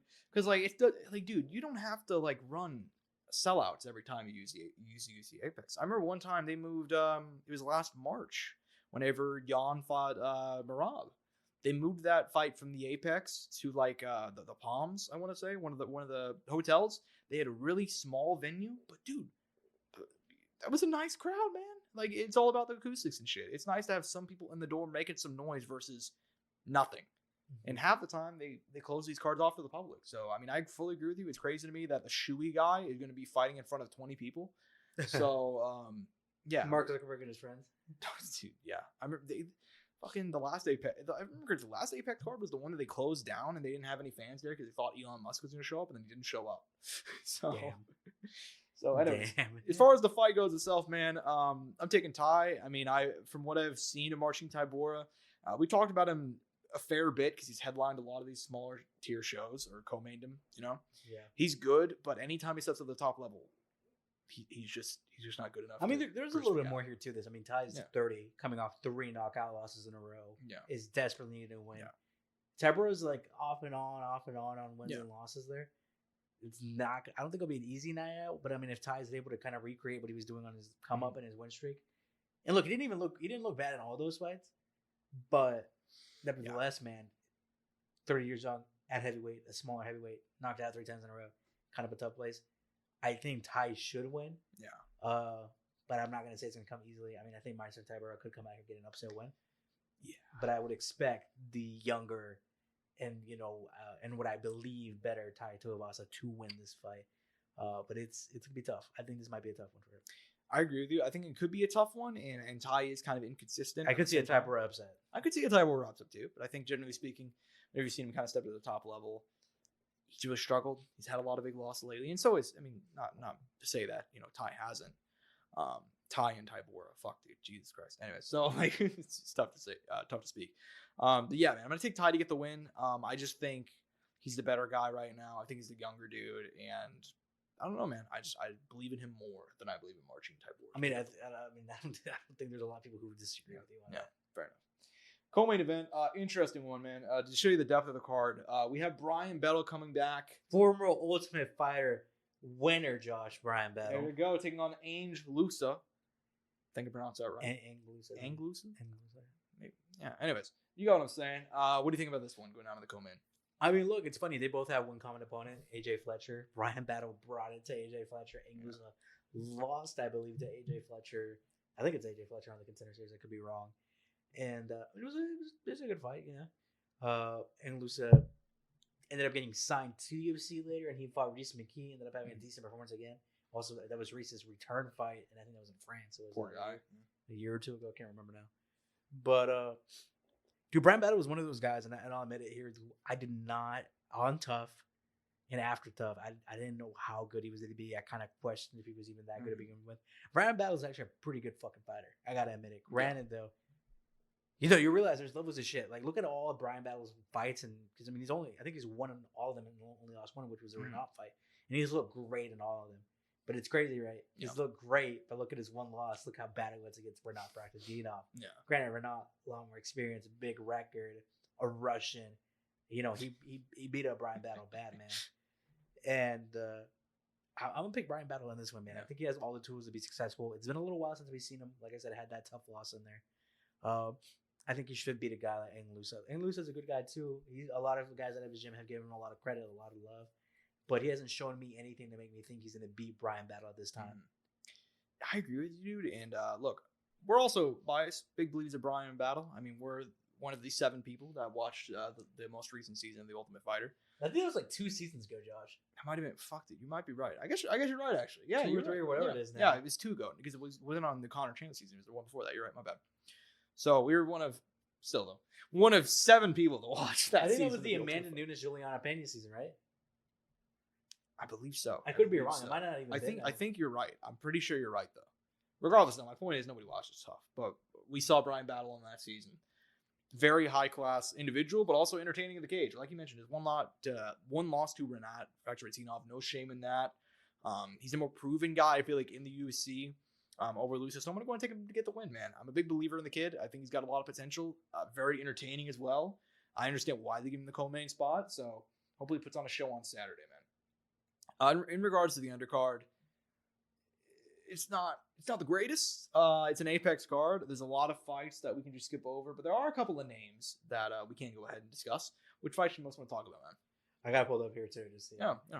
I mean, for one, Kennedy Ngannou, a guy I always got to highlight. I think I've highlighted him pretty much every time he's fought. Yeah. 205er, like I said, one of the big things that he's, and I mentioned, always still learning, kind of learning on the job.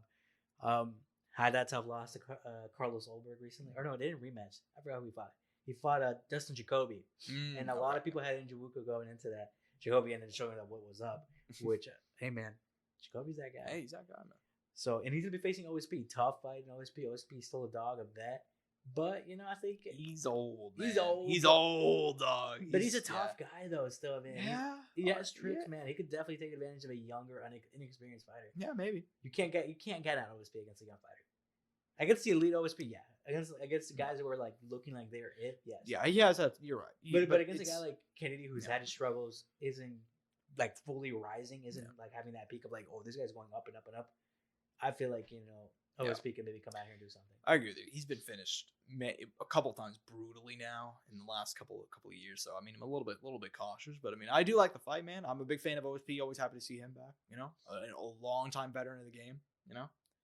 So excited to see him back. Here's the fights I'm excited for, man.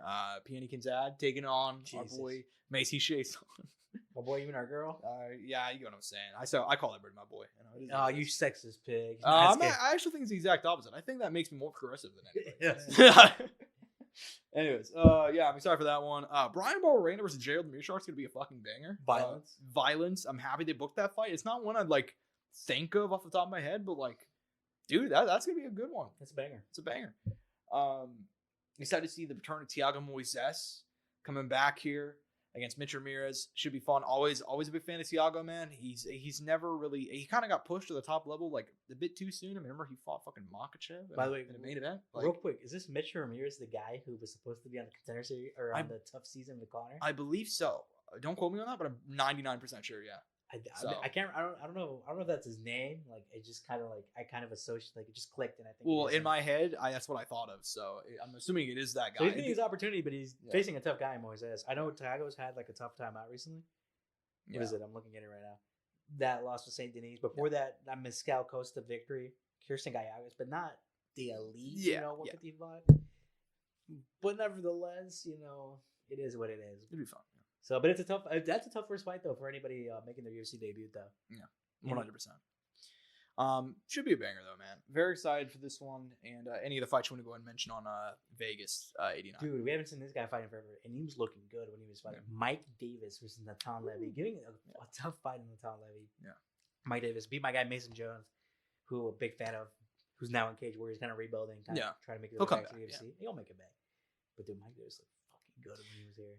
I feel bad for forgetting Mike Davis in my little notes, man. Yeah, super entertaining guy. Ever since he made that move from 45 to 55, it's been like game changer. Like you said, that's a tough out against Nathan Levy. I mean, I don't know how many fights he's won in a row, but that kid's good too. So it should be a fucking good fight, man. Should be going. Another one. Another girl I was at the highlight. Josie Nunes, man. Josie Nunes, 135, never die, taking on the sprinter Chelsea Chandler. Man, I wonder how this one's gonna go. Oh man, she just might run out of the cage, man. I mean, Josie Nunes got some fucking power for being so small. I mean, she's one of the, I think, out of all the females in general on the roster, she's one of the shortest. But not the shortest though, because the shortest female on the roster is fighting on this night, Josh. Corey McKenna, the fighter with the recorded smallest wingspan or smallest reach in the whole UFC. Poppins, bro. Poppins is coming back. We'll be fighting Jacqueline Amarin, who made her debut, I think, early last year. Jiu-Jitsu gal. Has a long way to go. Has a lot to develop still. They're taking on the young, still very young, Corey McKenna. She's one of those fighters I'm like, dude, she would benefit so much from Adam Waite. But Adam Waite doesn't exist. And dude, another one. Guy that we enjoy on the show because he's giving us some good fights. Chad and Gallagher taking on. I'm not even gonna try to pronounce this guy's name, but there's a lot of G's and I's in there and R's. Dude, you're doing a great job though. You're doing a great job. I'm not gonna try it either, man. I'm not gonna try it either. I'm happy Chad's coming back. I knew you were gonna go and shout him out. I decided to leave him for you, man. And Josh Lubau, another guy in there who I wanted to highlight. 45 game guy, finding some decent success. Ended up falling short there against Lauren Murphy. But man, he had a nice little win streak built up in there before that loss. Should be fun, man. It should be a fun card. I mean, some of these Vegas cards. I mean, I don't hate all these Apex cards. I mean, I like a lot of the names on here, so it should be fun, man. Like I said, I am ready to go ahead and move on. Just hit the news and wrap up, man, because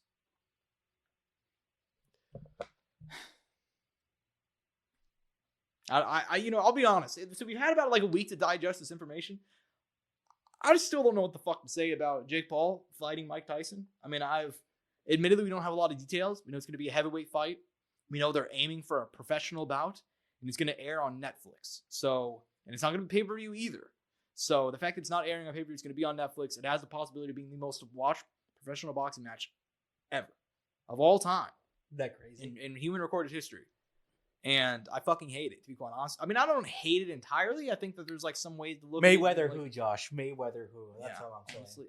Honestly. Man. I mean, Josh. I mean, you know, it's funny. All those memes that Jake has, like, man, you know, my grandfather had Ali, my dad had Floyd, I had Jake Paul. Weirdly enough, he's gonna maybe end up breaking some of those records. Dude, it's honestly, it's very bizarre. I mean, I made like that clip and I was like, dude. Imagine telling yourself like 10 years ago that like the dude from Vine was gonna end up fighting Mike Tyson. Even the guy from Disney too, dude. The dude from Disney too, yeah. From YouTube, yeah. One who's the brother who was in the Suicide Forest. Yeah, dude, that guy ended up fighting Floyd Mayweather. Did you know that? Like, that's just crazy, right? No, but like that was an exhibition, and you know, I just never thought I'd see Mike Tyson doing this sort of thing. I mean, I can understand like Floyd will do anything for money, so I was not surprised to see him fight YouTubers, right? Mike Tyson has not had a professional fight since he lost to Kevin McBride in June of 2005. 19 years later, over 19, he's going to be fighting in his next professional boxing match against Jake Paul. It's unreal. And obviously that's dependent upon the commission sanctioning it, bro. I mean, they're fighting in Texas. Texas would sanction a fucking duel if it were profitable. Like I remember watching fucking like 53-year-old Ken Shamrock fight 50-year-old Hoist Gracie in Bellator one time. You know where that took place? Fucking Texas, dude. That's the only place this fight, Jake Paul versus Mike Tyson, could probably happen anyway. So, yeah, man. I mean, look, it's yeah, man. What do you think? What do you make of it? Dude, this one threw me for a loop. I did not see this. This is the biggest fucking curveball this guy has thrown at us in his time of doing this shit. Yeah. I mean, a lot of people are writing Mike off, man. But at the end of the day, like, to me, it's like he still has the power. He has the experience. He is old. You know, we're not gonna try to hide that. Mm-hmm. And but dude, you see him on the bag. You see him moving. He still moves pretty fucking good for a guy his age. And on top of that, in that Roy fight, he held back. He didn't let loose. It's like, what's gonna happen when we let Mike Tyson loose? Actually, in that fucking ring. Yeah. I don't know. I mean, he is facing a younger guy. Jake has power. 30-year age difference, 57, 27. Very inexperienced. I mean, there's nothing Jake can throw at Mike that he hasn't seen before. You know what I mean? Yeah. Out of everybody Jake's competed against, and it's kind of crazy. This is the best guy, which is wild to say that. Let's take like the name away. Yeah. Let's just take the name. A how old? 55-year-old man who is how tall? 5'11", who is going to be fighting at now what is considered cruiserweight, right? Yeah. With a record of whatever Mike's record is, with all those 15-6, 44 by knockout. Just throw that. Yeah. Take the name away. Take out. Isn't that insane? Yeah. This is his best opponent in a way.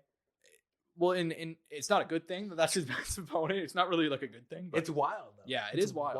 It is wild, and it also it says a lot about his resume. But at the same time, the fact that he's able to get this fight and able to get Mike Tyson out of retirement says a lot, man. And Mike got up and said yes to this. Mike didn't have to say yes. Mike did not have to say. That's the thing too. The fact that Mike is doing this shows he wants to do this. I know some people are like, "Oh, Mike must be broke," dude.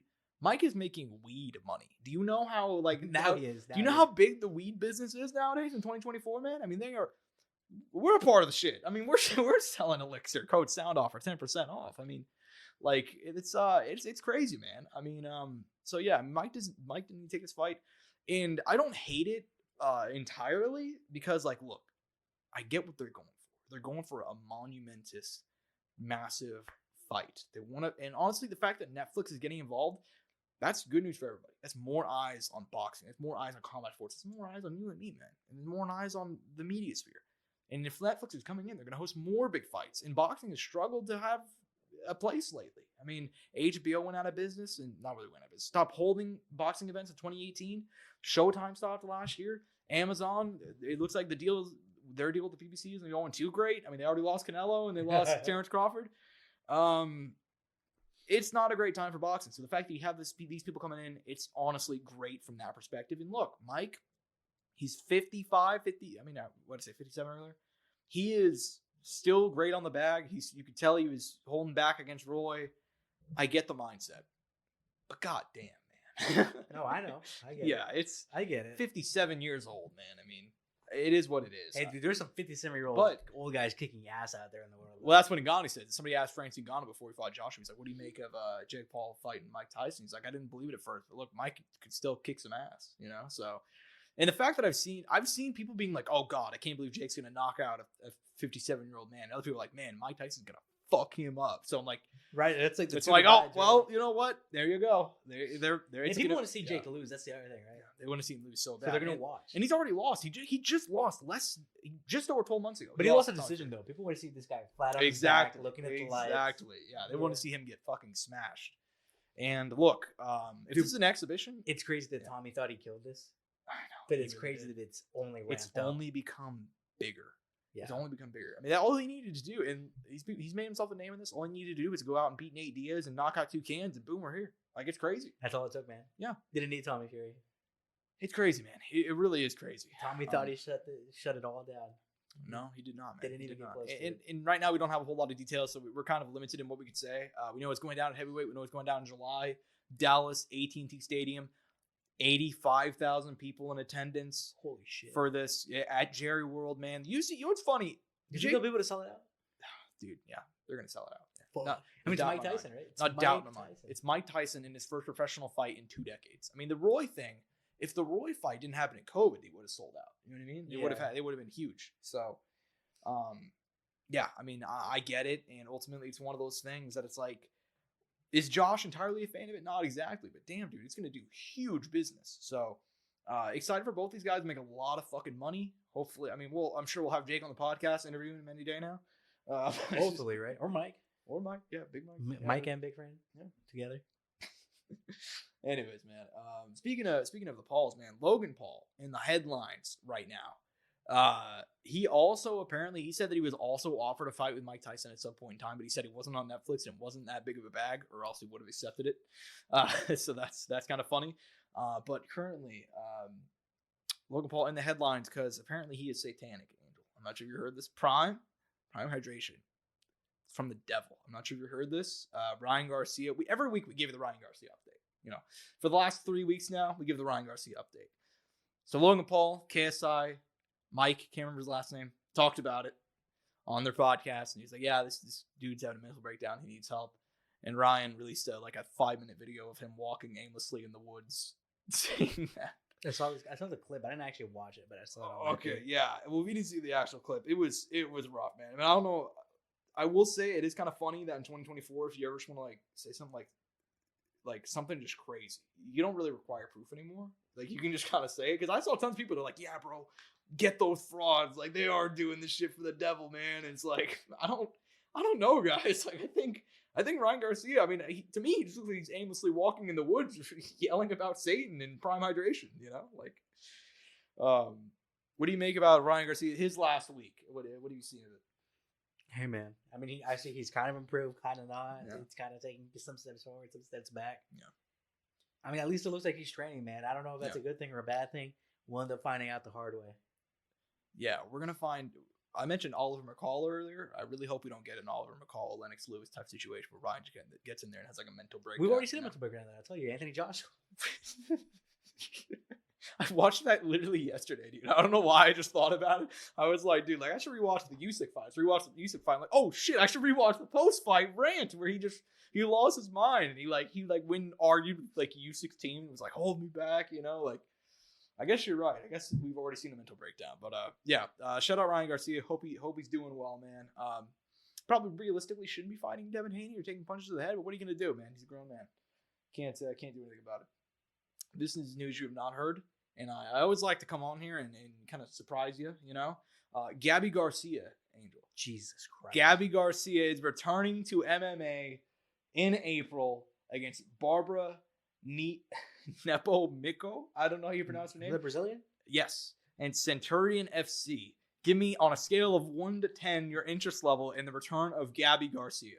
I guess a 6, 7. Jesus. It's not a 10 out of 10? No. Do you hate women, Angel? No, not at all. Is that even a woman?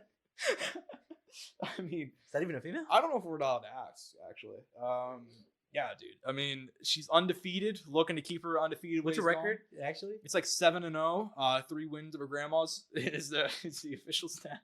And fucking Jewel or whatever. Yeah, and Ryzen and Road FC maybe. But it's like, who the fuck is she gonna fight? That's the issue. I guess she's already fought this gal once, and I think they fought to a no contest. So I think she vengeance. Her. Yeah, so we're gonna have the rematch, going on. So that should. What weight class does Gabby Garcia fight at? Heavyweight. What is women's heavyweight? I guess it's not women's heavyweight. I guess it's open weight. So what the fuck is that considered? I guess Past she can just what? wait. She can just open weight. It's like just an open weight fight. Yeah, they can in Japan. They can do whatever the fuck they want. Jesus. Oh, it's in Japan. Oh yeah. I mean, historically, she's fought in Japan. I don't know where, but I'm betting Brazil. But I mean, it's Brazil. We'll do some research. We'll do whatever the fuck they want. In Brazil, man. So yeah, happy to see Gabby Garcia back in action, I guess. We got 3 last ones. One of them interesting, one of them sad, and then one of them kind of funny to close out the show. We'll go ahead and hit the normal one. UFC 300's main card is official, Angel. I know that you saw this on Saturday night as well as I did.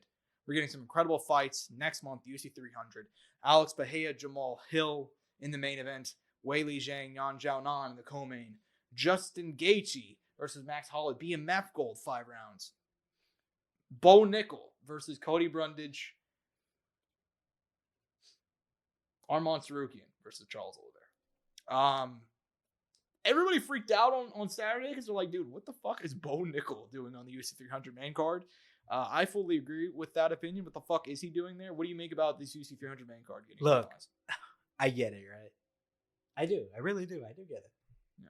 But at the same time, man, it's like, look, there's people who genuinely deserve to be on that fucking main card, and they're getting it taken away from them. Yeah. It's not some. And people are like, guys, it's the first card of the pay-per-view is more important than the following, and I'm like, it's not even about that. Yeah.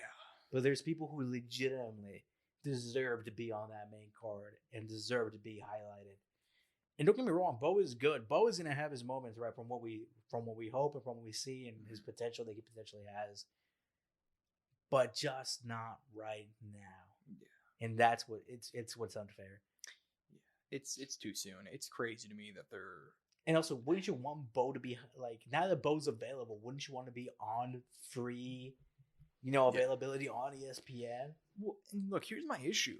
It's not that Bo Nickal's on UFC 300. Bo Nickel on UFC 300 makes a lot of sense. Oh, yeah. 100%. If you guys didn't watch UFC 100 or 200, I'm sure you guys haven't. Probably weren't around for the time. 200 had Sage Northcutt on there. He was the hyped up prospect at the time. Didn't work out. UFC 100 had John Jones on the undercard. He was the hyped up prospect at the time. It worked out. Neither one of those guys were on the main card above champions, though. Like it's. Granted, though, how many of them did have this level of hype that Bo does at this point? Granted, social media and all of that has changed. Fair enough. And I'll ask you this question though: Do you know who those people fought on those previous events? Dude, I'm sure they were. UFC 100 was Stephan Bonner. Okay. John Jones, great fight. Oh, John fought Stephan Bonner. An actual test. Yeah, an actual test. I thought it was earlier in John's career. Never mind. No. UFC 200. I don't know who Sage Northcutt fought. And do you know where he was? He was on the early prelims. Mm-hmm.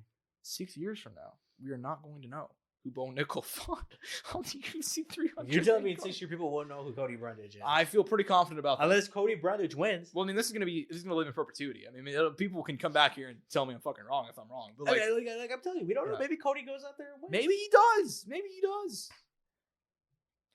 Anyways, so we can. Yeah, I mean, jokes aside, man. I don't got anything else to say about this. It's crazy to me that he's on the main card over multiple champions.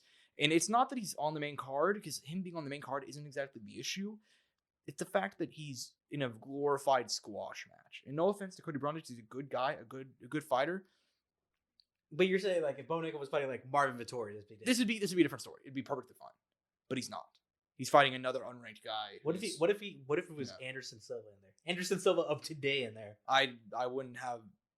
Look, they picked the worst way to do this. I'm just curious. That's why I'm asking you. I wouldn't have an issue with it. Yeah, they picked the worst way to do this. It's one thing to have Bo Nickel fight. It's another thing to have him not fight a name or somebody who's an actual contender or somebody who stands a chance. If Bo Nickel has opened up, I mean, minus 1,000 right now or something crazy. Like, well, he's one of the biggest favorites again, right? Exactly. So it's like, I'm paying money for basically a throwaway fight. I was just curious if it was about the name. And yeah. So that's why I said Anderson. That's what I was like. If they put Anderson Silva of today, it doesn't have to be Anderson today. Yeah. So I agree. But it's just I don't like it at all. But we'll see. He was fighting Chris Weidman. I just say. Anyways. Josh is like, Angel, you didn't have to make that comment. We don't have to talk about Chris Weidman anymore. He should be fighting soon anyways. We'll be talking about it here in a few weeks. I know, and I wish he weren't. The fact that he broke his leg and then he came back and broke the other leg against Brad that dog at him, bro. He fractured. Yeah, just ridiculous. This is a sad story, but we got to send out our support, our love, our prayers, all that stuff to the Hammer, Mark Coleman, currently in the hospital. Yesterday made some headlines because his dog woke him up to a house fire, and he ended up taking out both his mom and his dad, like putting him on his back and getting out of there. The former champ, the Hammer, and ended up going back in to save his dog. The dog did not make it, and Coleman's currently in the hospital. So we just have to send our support out to Mark Coleman. Anything we're saying. Jesus, I didn't know the dog didn't make it. That also breaks my heart. Yeah, I mean, important thing. I mean, like, look, it sounds terrible, right? His family made it out, which is an important thing. Yeah, but dogs are pets or family too, right? Yeah, so it's also very sad. It is. It's terrible, but especially because the dog woke him up. Yeah, and Mark Coleman's been through some shit lately. Like, if you guys have followed him on Instagram in the last couple of years, like, he's gone to the hospital. I think he had like a heart attack. He's had like some health issues. He's had a lot of health issues. And he's talking about having like an exhibition boxing match. I think he's like 54 now or something. Jesus, didn't end up happening, obviously. For the better. For the better, honestly. Yeah, but got to send the support out to him, man. Hoping the best for Mark Coleman. I don't think there's a whole lot to say because we don't have a lot of details. It just came out yesterday, so we'll have to wait and see. And his family hasn't released a statement or anything either. So this is the last one. But he's stable, right? We know. I believe so. He is currently stable. I believe so. So, yeah. Since we had talked about that sad subject, we have to close out with something funny. Josh's like, no, I'm not gonna go there. Never mind. So it is. So Angel, I have to announce it is official. God hates the New York Jets. Aaron Rodgers, who played 4 snaps as the starting quarterback. Jets have been in quarterback. You're not a huge NFL fan. They've been stuck in quarterback purgatory for basically my entire life. The best quarterback they've had was 1 year of old ass Brett Favre. So they went out and got old ass Aaron Rodgers. Comes in, tears his shit, doesn't play again. Apparently, Aaron Rodgers is currently on the short list to be Robert F. Kennedy Jr.'s vice president. I don't know if you've heard this. You guys saw it on Twitter. Yeah, so because they got rid of Mac Jones, right? Huh? They got rid of Mac, right? Mac played for New England. My bad. Yeah, we're talking about the Jets. They still have Zach Wilson, I believe. Or I thought they traded Zach Wilson or something happened with Zach Wilson. Well, they're gonna get rid of him. Okay, so I thought something like that happened. Yeah, man. I mean, so I believe this makes Zach Wilson like third in line to the presidency or something. No, but it's just if A-Rod goes down, I mean, I think that's what that means.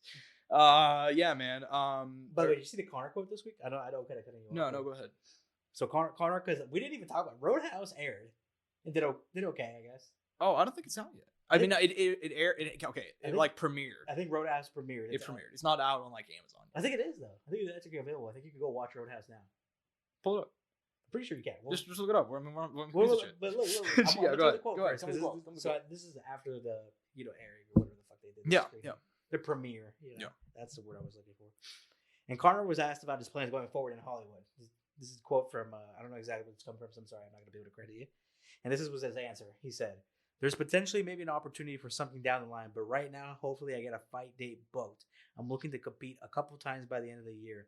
I'd love 2 fights by the end of the year. But for me, my games inside the octagon is my games inside that octagon is far from over." Yeah. So basically, he's down to fight. We know that. He said that he wants actually 3 fights in 2024. He said he wants Chandler in June, Diaz in September at the Sphere. I like that. In December, Manny Pacquiao in Saudi Arabia. To be honest, I love all 3 of those. I love all 3 of those. Dana's already come out and shot all 3 of those down. So God, I hate the UFC.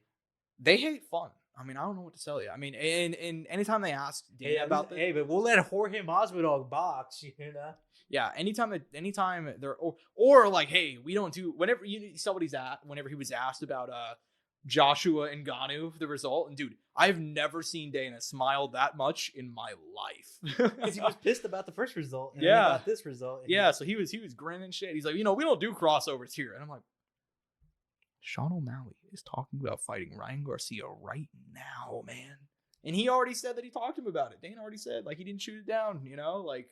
So it's crazy to me. But yeah, as far as Connor goes, I mean, I don't have a whole lot to add. We're kind of just waiting. It's kind of just wait and see, Yeah.